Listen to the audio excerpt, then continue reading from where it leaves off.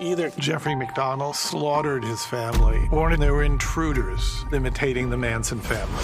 The mystery is about what happened in that house.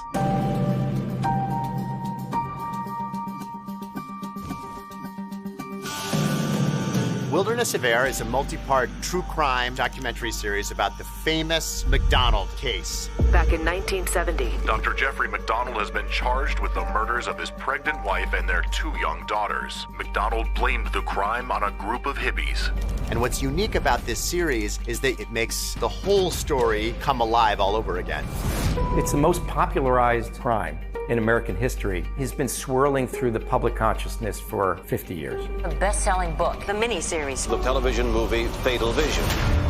Errol Morris wrote a book that brought into question the conviction in 1979. I wanted to write it because the case bothered me. It's an investigator's dream that you can solve a case, you can solve a murder. Not so simple here.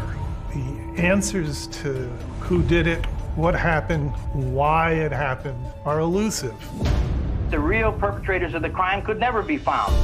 Errol Morris has one of the greatest minds of any storyteller I've ever met. I met Errol, and we came up with the idea of doing a documentary about it that would hopefully reinvestigate the murders.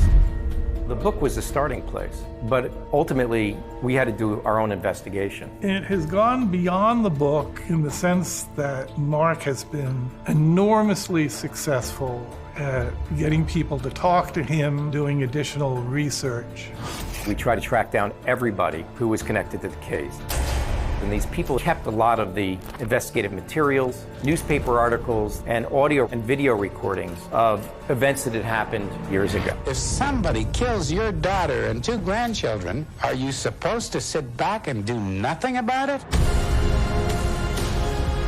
This documentary takes a look at all these things. But it's not my job to tell the viewer what to think. It's my job to present all this stuff. It's imperative you have an open mind. Otherwise, you'll get caught into a bias that could affect your storytelling. And you have to try to tell this story in a neutral way. And that's what we did here. You feel that you should have the answer. You feel that you're close to the answer, but then it slips away. At the end of each episode, you're 100% convinced you know exactly what happened until the next episode, and you're 100% convinced the other way. It really started to raise questions in your mind of what were they doing? This case had so much publicity. It was on the headlines every day.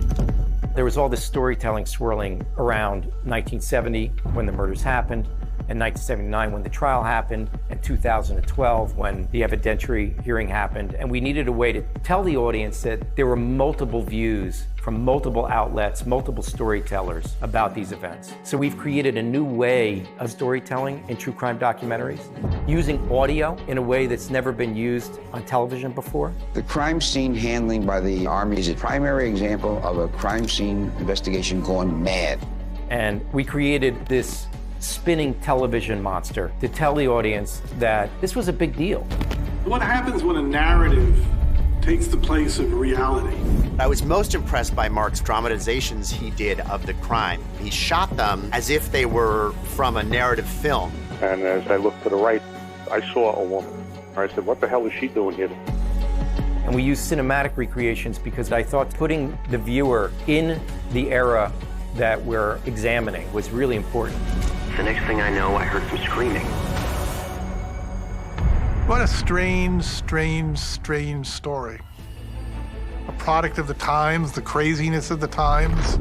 People are drawn to true crime because we can't imagine ourselves committing these crimes, but we're fascinated by it. When the stakes are high, we want answers. A family was brutally murdered.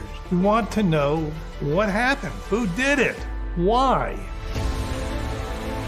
Blumhouse is most known for our scary movies, and there's nothing more scary than true events. By the unexpected nature of it, by the gruesome nature of it, but also by the mystery of it. And as you go through the story, you're going to vacillate between guilt and innocence. There's a reason for the title, a wilderness of confusion, of mistakes, of misconceptions,